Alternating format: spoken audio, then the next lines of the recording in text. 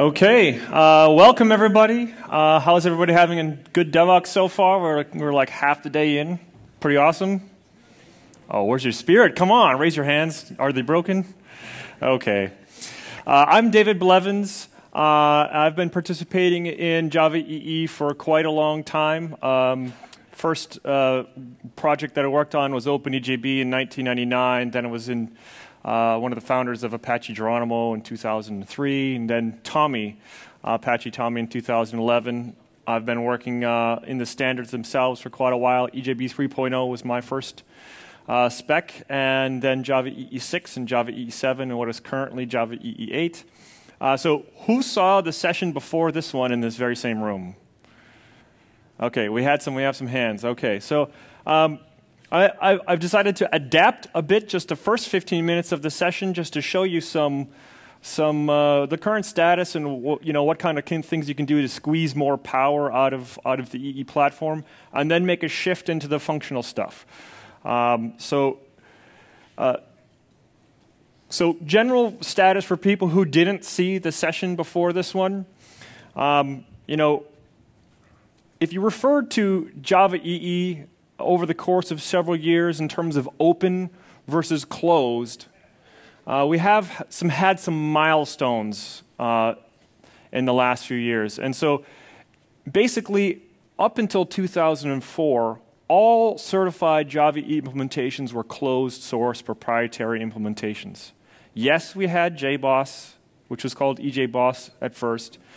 We had Geronimo, we had Jonas, but those weren't actually officially recognized as EE implementations. So in terms of what EE was considered legally, those things didn't exist. In 2004, Sun gave those communities TCKs, and they were able to certify themselves and become official members of Java EE. That was our first bit of openness that happened in 2004. Then in 2009, we had our first, JSRs that had actual open source TCKs. So they were fully open source in every regard. So CDI was the first @inject spec, which is done by Google. CDI is Red Hat, and bean validation is also by Red Hat. Those were our first standards that were open. And then in 2011, all of the Java process, the community process, became completely open. Before that, you had to get invited in. So it was a very smoke-filled room, and you kind of saw a hand reached out and pulled you up to the heavens, and then you got to be honored to participate in the standards. And that's the way it worked. Up until 2011, then all the expert groups are forced to go public. And so, that happened. Now, 2013, when EE7 was released, it was the first EE version that was completely developed in the open. So if I were to grade our industry and where we at versus open versus closed, do you like my little British flag-inspired sliders? So if I would say, so now all expert groups are required to be open. We're all the way on the one side. Most of the implementations of the EE standards are actually open source implementations. But in terms of IP ownership, who owns the various standards, it's still pretty far to the proprietary side. So the things that are open source, like CDI, bean validation, @inject, they make up a small minority. JCache, they make up a small minority of completely open run JSRs. But regards, some of it's still quite closed. So we have a conundrum at the moment, which is the closed stuff is sort of slowing down, becoming less active. Meanwhile, the open stuff is becoming more and more active. And CDI, things like that, are just really flourishing. Great features being added in that space. So where that ties into this talk is, if you look at how Java EE has changed over the years, what you find is that when there's a language change, it has a radical impact on the APIs in Java EE. So at first, we were very XML-driven, right? everything was deployment descriptors, everything was in XML format, and you had to write pages and pages and pages of deployment descriptors to get anything to work, and they were very brittle and they broke all the time, and they were big pains in the butt. And when annotations came along in Java 5, we rewrote basically all of Java EE around annotations. And you don't touch a deployment descriptor hardly ever. Who started using Java EE, or was called J2EE, in the XML era? Yeah, okay. And then who started just EE6 or EE5 and beyond in the annotation era? Okay. So, you know, the ones who just rose your hand, you probably don't realize the pain that the other people in the room felt. And so now we have another major language change, which is basically Java 8. And I feel that we have the opportunity for another reinvention again. And now, with the question of what should EE do with itself, and the new potential that we have with everything being developed in the open and anybody can participate in standards, we have the ability, we have the opportunity to reinvent Java EE in a community-driven fashion, where the IP is owned by the community and the TCKs are run by the community, and we're making and controlling our own standards. So there's a double win. One, there's the opportunity to get some great functionality, but there's also the opportunity that we can take a greater role in what we call EE. I personally don't care about individual APIs. When I think of standards, when I think of EE, I think of standards. And standards are incredibly important. And just because you can point out one or two things or a handful of things that you don't like about the current implementations or the current APIs, that means participate and bring those good ideas into the standards and share them with everybody. That's really how things should work. Okay, so our path forward is twofold. One, we should focus on the parts of the EE platform that are fully open, like CDI. It is really the new heart of Java EE. And we should also reinvent those closed APIs. So we're going to try and show a little bit of both. I've segmented off 15 minutes of this talk just to show one little cool thing that never gets shown about CDI. Who uses CDI? Okay, who's heard of CDI? All right, so who uses Java? All right, I just want to see whose hands are broken. Okay, so CDI is basically, you know, we had a lot of hands that didn't come up. CDI is basically a replacement for EJB and a standard component model that we can all build upon, and it's been gaining lots and lots of steam in the Java platform, the Java EE platform. So, you know, there's @managed bean in JSF, and in JAX-RS there's two types of components. One that's a singleton, stays in existence for the whole duration of the JAX-RS application, and another one that's created each time a request comes in. And all these various specifications tend to reinvent that wheel of what is a component and how long does it live for and who creates it, what kind of dependency injection it gets, and CDI standardizes all of that. And so JSF became CDI dependent in the last version, and also JAX-RS is adopting CDI, and EJB from the beginning adopted all of CDI, and basically we have the opportunity to port all of that functionality from EJB to CDI. So I'm going to show you a real quick trick, give you one thing that's perfectly usable now. So if I were to describe the two of them in terms of how they look under the covers, the one side is a CDI reference injected into a component, and on the left side there we have an EJB reference injected into a component. They're almost identical in every regard. What happens is when you get something handed to you, it is a fake. It is not the real object. It's a proxy. And when you invoke that proxy, what happens is basically three things. One, resolution happens.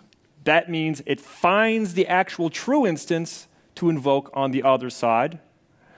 And then it does the container services like transaction management, security, invokes all your interceptors. And I do have a fun little interceptor functional thing that's later in this thing where I try to reinvent interceptors with a building API and have them all reflection-free. Decorators, then it invokes the real instance. With CDI, the resolution is dynamic. With EJB, the resolution is static. And there is the only difference between the two of them. The big advantage of the dynamic resolution is that you can invent basically new bean types. So for EJB, the resolution, if it's a stateless bean, it goes to a pool, pulls an instance out, and that's the one you get for the duration of the method invocation. Stateful EJB, it finds in a map that EJB, pulls it out, and it invokes the instance on it. If it's a singleton, there's one of them in existence, and it does some nice thread-safe checking, and then it invokes that one instance and lets it go, and somebody else can invoke it depending on what its threading model is. CDI has effectively... did you want to get a picture? All right, there we go. No. I saw you cleaning your lens. So, you're welcome. No problem, Peter. All right, so here's how those life cycles line up. And so basically, singleton is akin to CDI application scope. Stateful is kind of like the any scope being also / session scoped.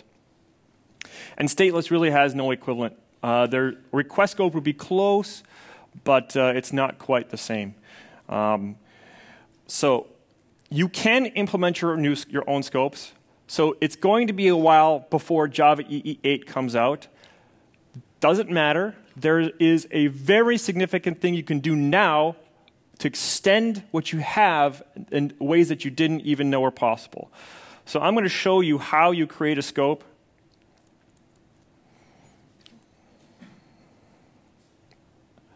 Okay.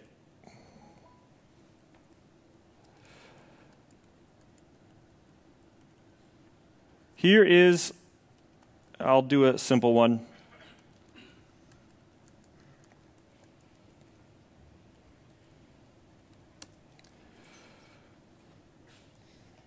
So for those of you who have used CDI, you might be used to seeing little beans that kind of look like this.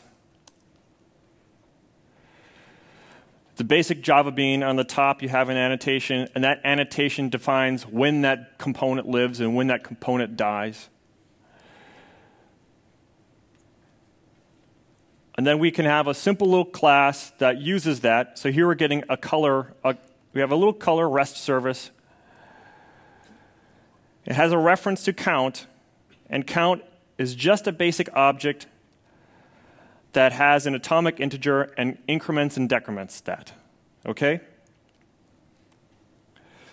So we have just one count, but we're going to use it in 3 different method contexts. And we're just simply, when this thing is called, we're going to print the number that we have in our current count back. And that's it. So in my test case, I'm going to assert that when I call the red color service 3 times, the count goes up. Then when I start calling the green color service, the count is a new count, and that starts going up independently.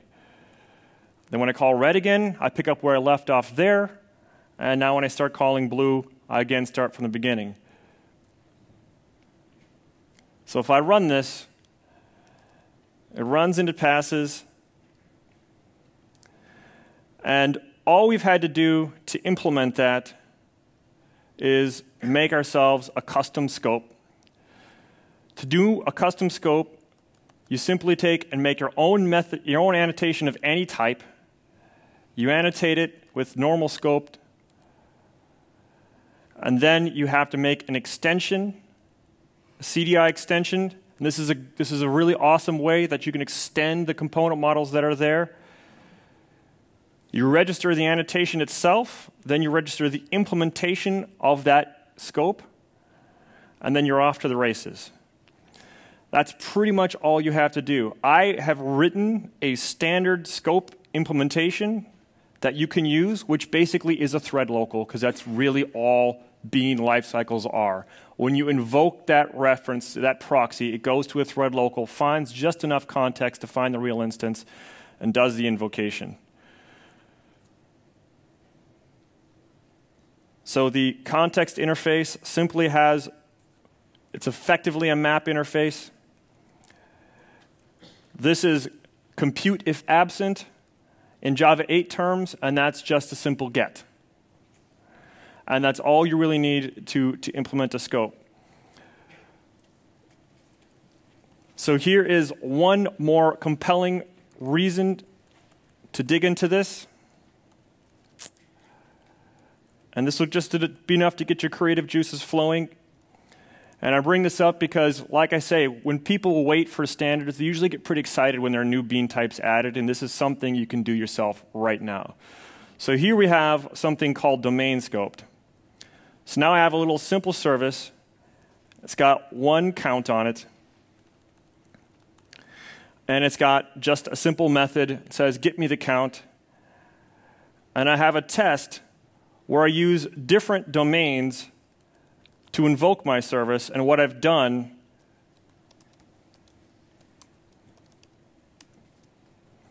is I've aliased my computer as orange and red in the Etsy host file.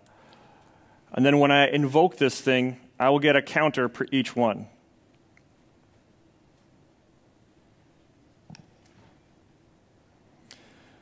So what would you want to do with that? Well, this could effectively be tenant scoped.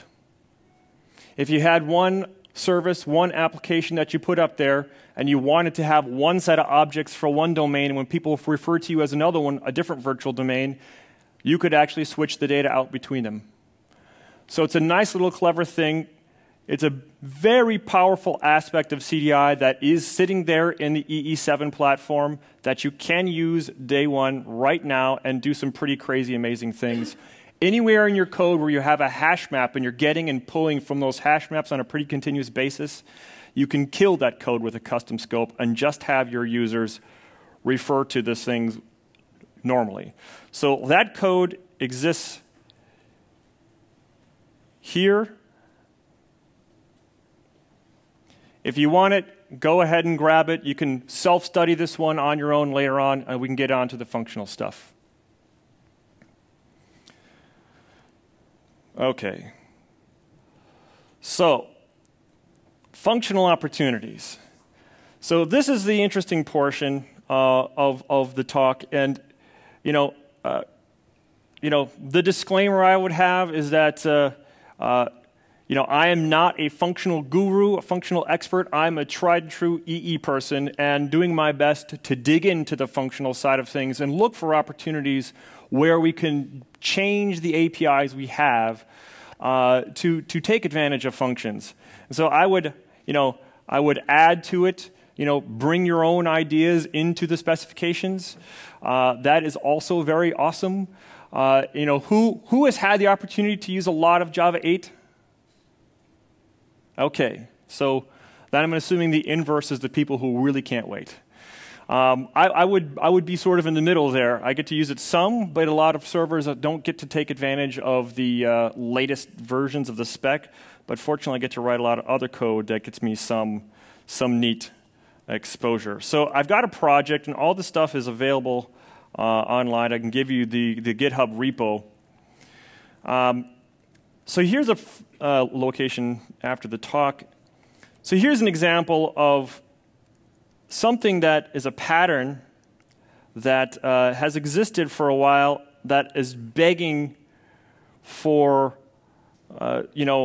lambda usage. And it's effectively the concept of a pseudo, right? You want to drop down, you want to run as a particular user, and this is really extremely useful for testing. So basically what you're going to do, and this is a EE6 version of it, or EE7 version of it.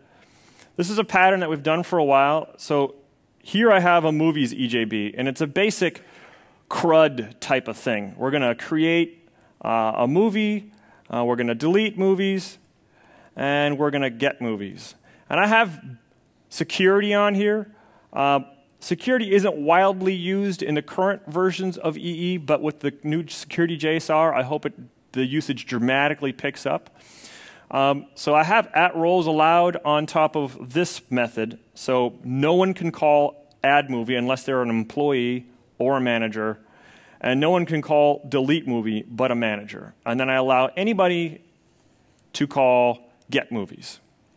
Okay, so usually this is untestable code. And that's a problem, because what's the point of having it if it's completely untestable? So the technique, which is slightly ugly, that you can do is, this is a little bit of a trick. We have an interface called caller, and then we have a bean that implements that interface, and it uses run as manager, and then it effectively invokes that caller. Now, this is an EE6 pattern, but it works just fine. So what we do at the top is we have our implementation of manager to invoke code as manager, and this one invokes code as employee. And then we want to test as manager. We simply pass some code into as a callable to that bean. That bean takes that code and runs it. But of course, this requires a lot of inner classes. So this is first on the list of something to take advantage of functions. So the way you would do this better, obviously, and I can just use IntelliJ to delete, replace with lambda, simply do like that. So here's a great usage of that.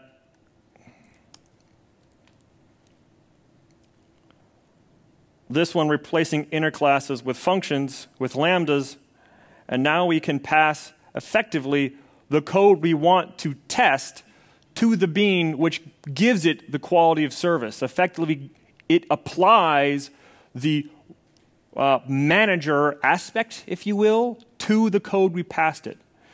So this is an example of something that's an incredibly clever way to test. You know, and this is very much pseudo-like. If you've ever got any Linux experience under your belt, you will look at this code and you will see something equivalent to sudo blah run this script. And basically, it's a really awesome way to run these tests. Now, I have duplicated this test and that test, so of course, you can do the same thing with method references.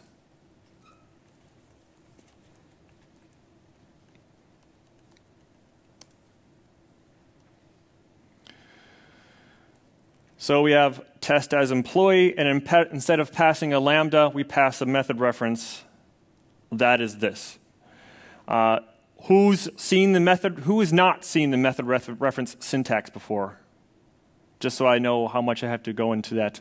Okay, just a couple of us. So effectively, you say what object you want.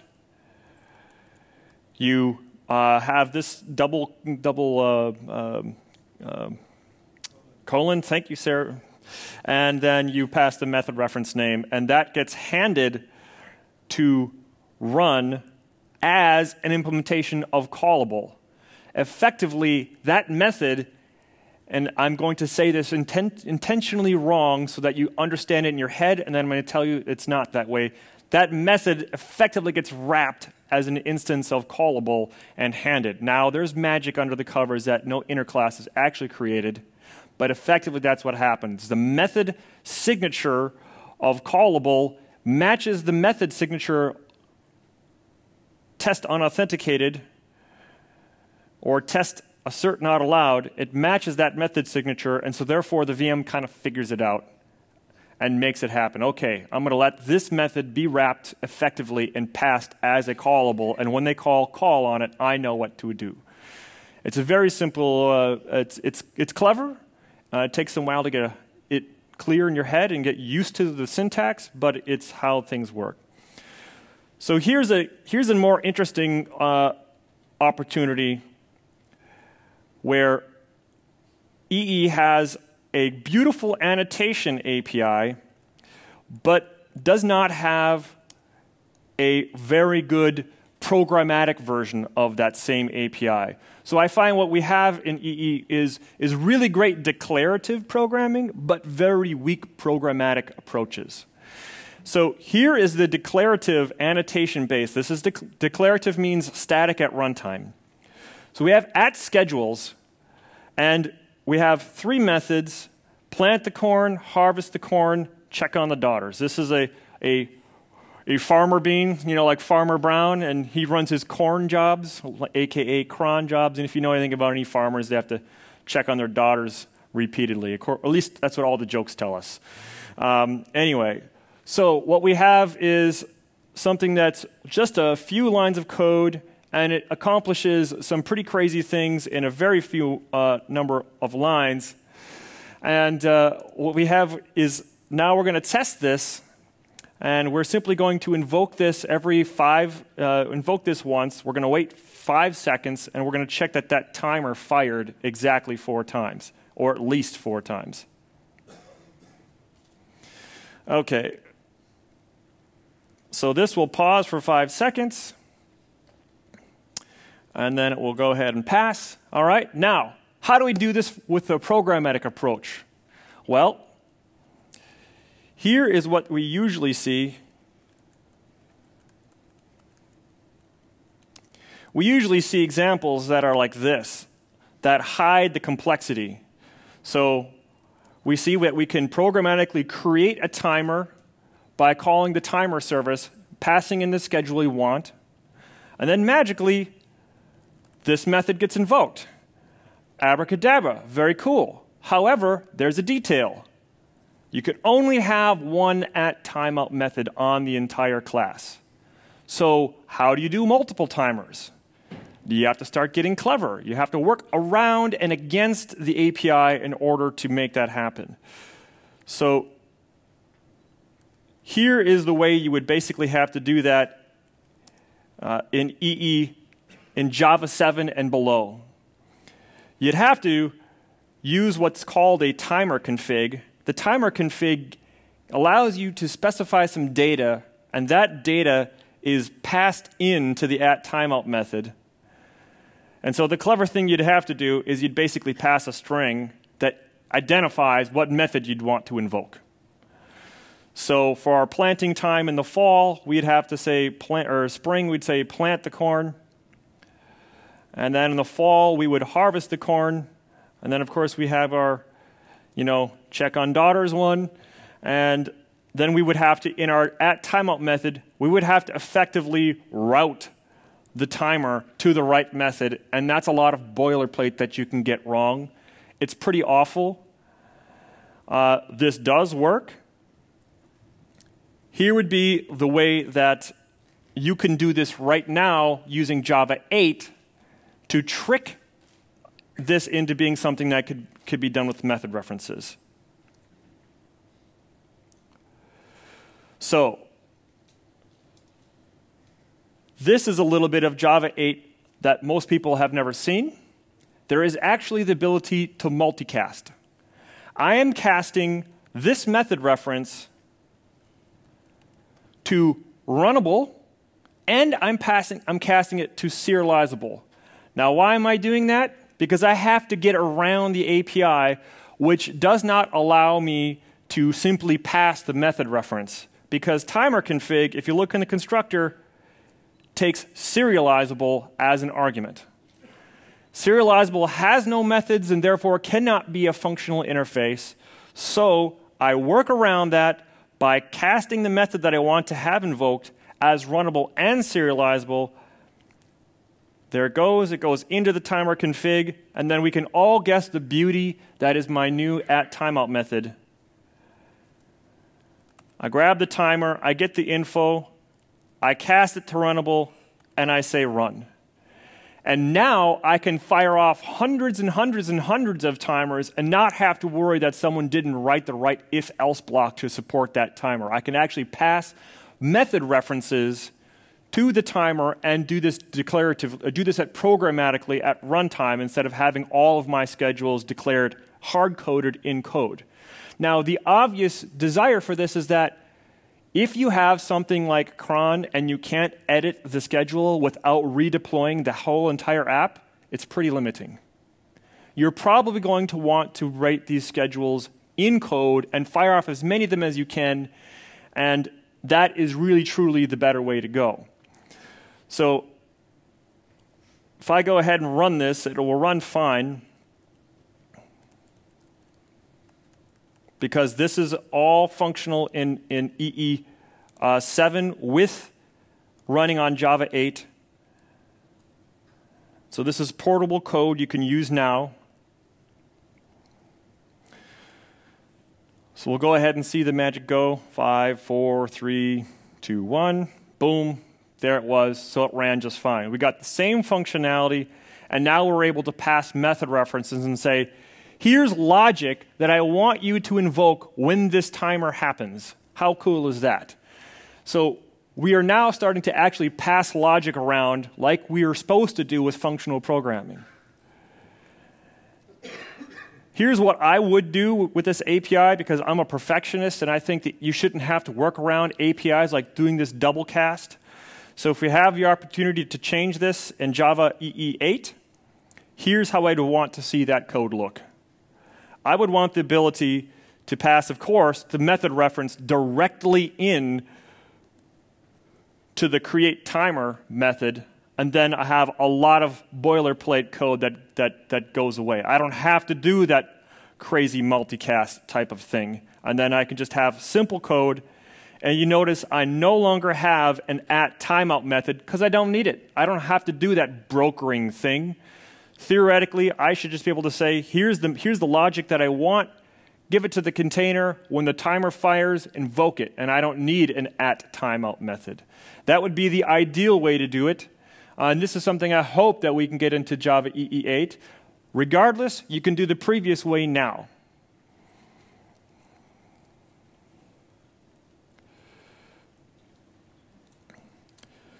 So here is another kind of crazy concept. I saw a presentation, I wasn't there for it, but I saw it online, about basically Java EE, or it was a containerless Java EE or something, and basically it was about doing away with interceptors and having code that allowed you to get interceptor-like logic, but just invoking things directly. And so, you know, that kind of inspired me. The one thing about the talk is that it actually kind of cheated. It wasn't interceptor. It was just a bunch of before advice, then the method, and then so there was no ability to do around advice. So it had an array list that was invoked before, then a method was invoked, and then nothing. And around advice is significantly different than before and after advice. It means that you can have a counter in the beginning in a variable, and then do something with it in a finally block afterwards, and that's stack, right? So every interceptor is effectively adding to the stack, and then you invoke the real method and you go back down, and all the code's finally blocks are invoked on the way back down. That's very different than just simply having a list, all that's done, and then you invoke the method. So I tried to see if I could find a way to get a true interceptor stack avoiding reflection. I got about halfway there. I do think that there is room to get all the way there, but I'll show you what I've got in progress so far. So here is the way a traditional interceptor stack is built. You have something that is tagged itself as @interceptor, and you have the invocation context passed into it, and then you go ahead and do your logic. You know, I have a standard little method which I'm going to use a lot, which does true around advice, which is I'm going to add to a list before, then I'm going to invoke the next guy down the chain, the next interceptor, and then I am going to say after. And I'm also going to take advantage of a crazy little thing that you can do with interceptors, which is changing the arguments that are actually passed. So an interceptor has the ability to basically say, I want to see the argument that's going to be passed to the person next to me, and I might want to change it. So I'm just going to subtract from it. So I have 4 interceptors, red, green, blue, orange, and then I have a bean that has all those interceptors on them.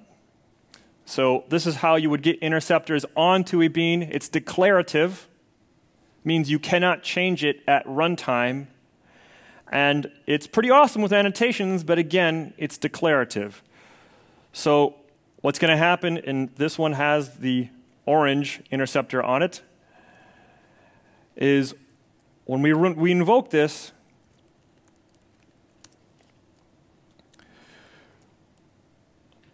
what we're going to do is we're going to see that what's passed back to us is an array list that has first the red interceptor was invoked, then green, then blue, then orange, then the business method. We're going to assert that the answer was added, and then we're going to see the after advice. Now here's how a true interceptor stack really looks if you want to imagine it in your head. There you go. Some clever formatting to get an idea across. That's the way an interceptor stack really looks. And each indentation level would be a level on the stack.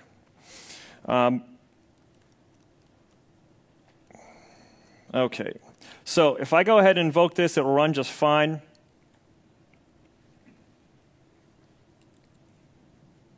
So it's great, but it's all declarative, and I can't change my mind at runtime, and that's what I really should be able to do.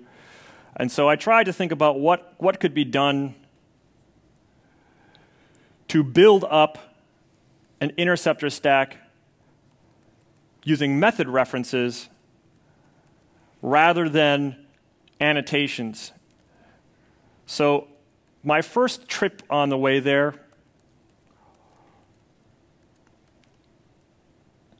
I have blue, no longer annotated with anything. It has the same around invoke.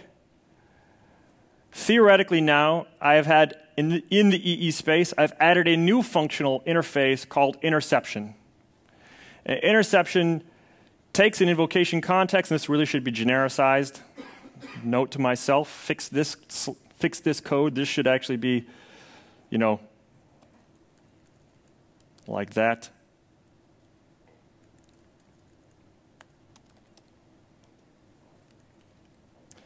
That's actually what that thing should look like. But maybe I don't need that one.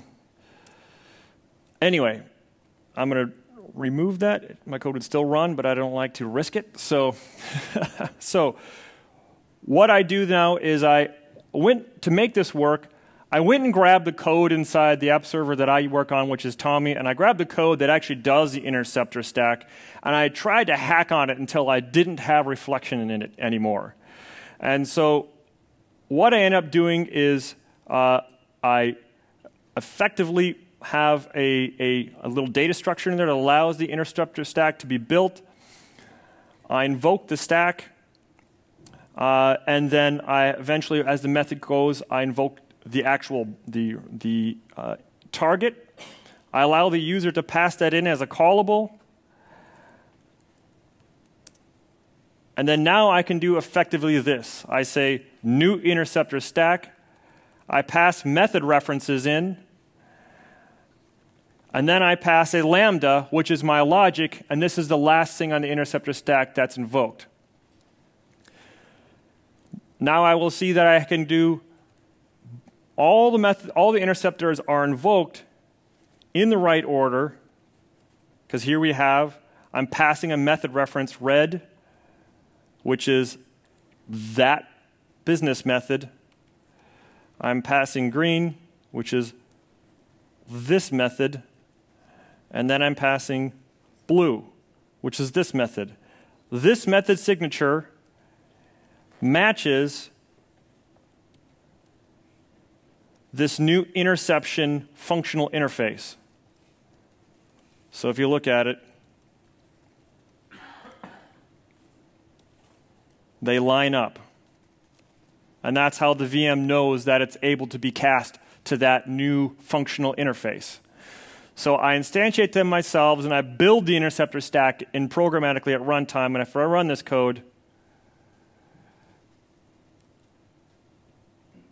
it runs and passes just fine. But there's one catch. I lost my ability to change the arguments as they were passed through the interceptor stack. So I didn't get my full goal of being able to do something exactly like interceptors. So I had to add reflection back in. So here is a compromise.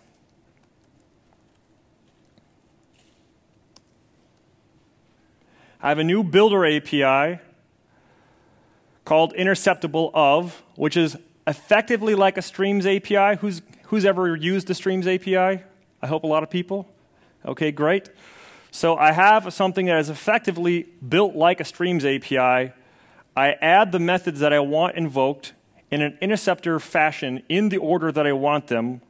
I call build, and what I get back is effectively a proxy. And when I call methods on that proxy, the interceptor stack happens, and then I was able to add in the part that does the math. So I believe that there's probably still some things that can be done that the reflection can be avoided with invoke dynamic, but this is already significantly better because now we have full runtime ability to create an interceptor stack dynamically with clean method references, and we've got almost no reflection in this whole thing. The only reflection happens at the very end when the business method is invoked, but other than that, all the interceptors are invoked using the functional interface in plain Java code, and this runs significantly fast. Yeah, 0.07 seconds. That's pretty awesome.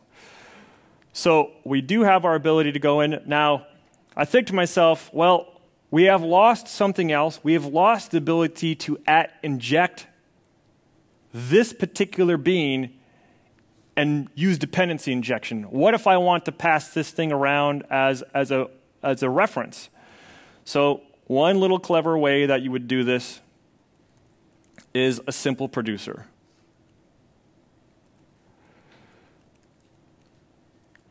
Where we go, lost test case. There we go. So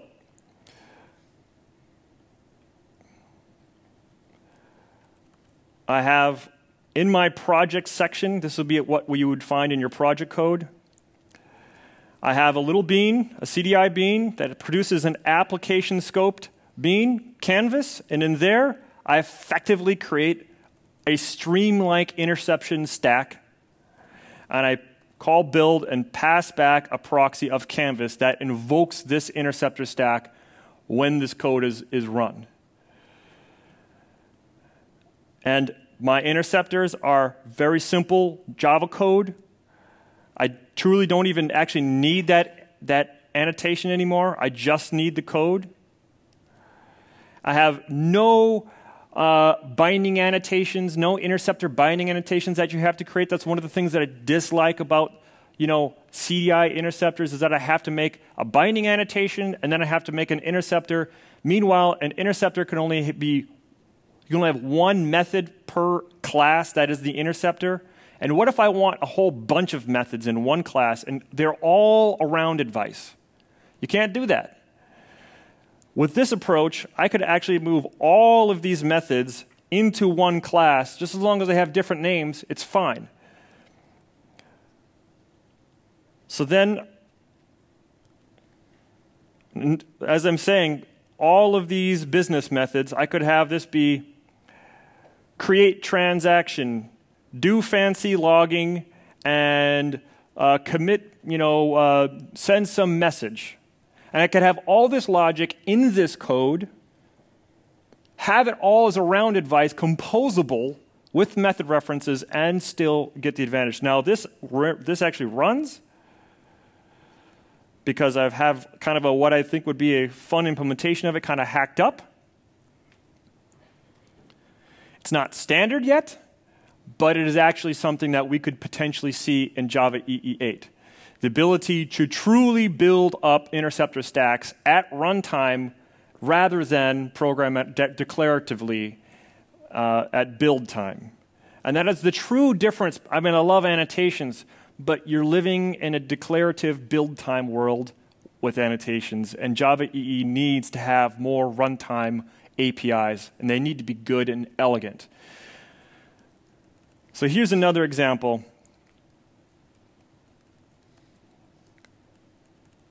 Bean validation is an API for basically saying data is good or bad.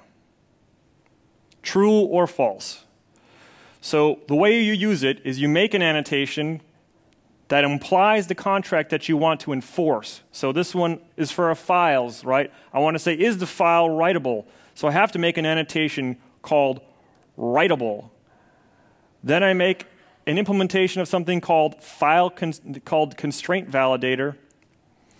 And here's what I'm doing. All that ceremony to invoke just this one method, right? So I see a predicate. Why not be able to use a predicate? This would be just fine. I have, what, 5, 2, 4, 6, 8. Yeah, I've got too many annotations and too many things. If I run this test, it's just going to run just fine.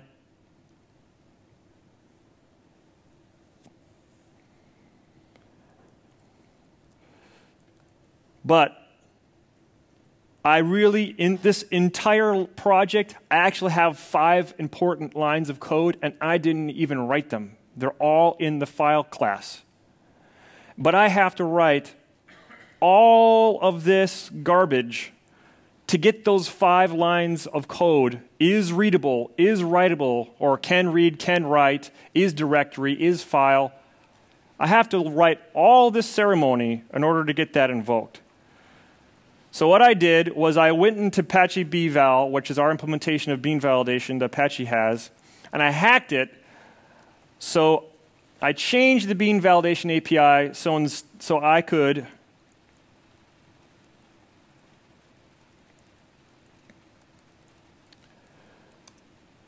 effectively grab the validation factory. There's a constraint validation factory, which under the covers of bean val is the thing that actually creates the constraint instances. And then I made it so I could register method references. And I changed the constraint validator API. This is not the one that has been changed, because it shows me the standard one, of course. Here. Come on. I effectively made this a default interface.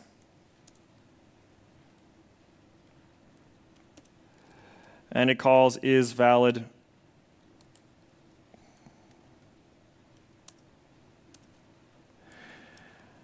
And then I just changed the interface, so I will figure that out later. But so I have used the advantage of default interfaces in interfaces, default methods in interfaces, made a new method called isValid that can be functional because it has a single argument. I'm going to delete this so my code compiles. I have this implemented in another project, and of course IntelliJ sometimes doesn't like to import it when I have the library listed. So I go ahead and cast the method references to all the important can execute, file exists, can read, can write, and I effectively hook them up with the annotation. So this register method would potentially be a new method in Java EE8 on the bean validation API, and there would be a new functional constraint validator interface. Theoretically, we could actually just have it pass predicate. That's another API design choice. That would probably be the cleaner one to do. Doesn't matter, because in the end, this will run just fine.